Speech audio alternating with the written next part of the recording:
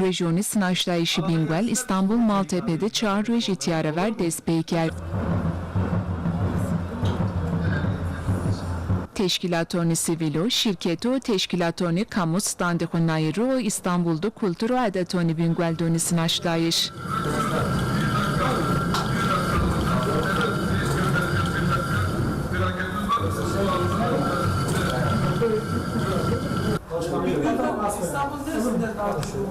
Bingweliciki İstanbul'da cüyeni sevbina İstanbul'u standu ziyaretkeni o kültürü adetoni Bingwel şinasneni.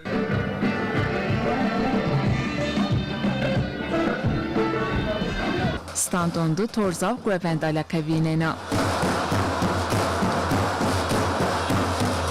Hem velatiyeki standu ziyaretkeni güvendoni pyo keyifkeni.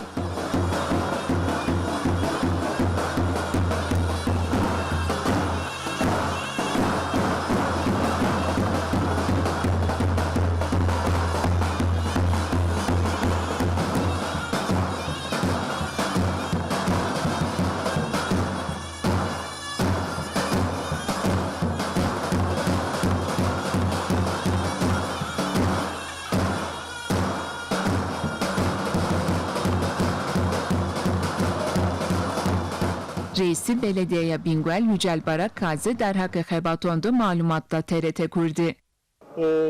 Gaye ma aya avil mavun ma bacar xu bitsin aşnayış. Aya diyin mavun inik bacar mare hemşerin mayo he İstanbul'de en laz nişken bir çölik reve sarun reve aşmund heviyin. Ama vaiz bir ve yo cav kıçalak izbibse ve ceyna nefes çölik bir semed ayva maume. Aya hiriniz mar nazaf mühimma mavun maume itya beratiye xo ene garb ene bacarun garb mavun ma beratiye xo tesis bikir.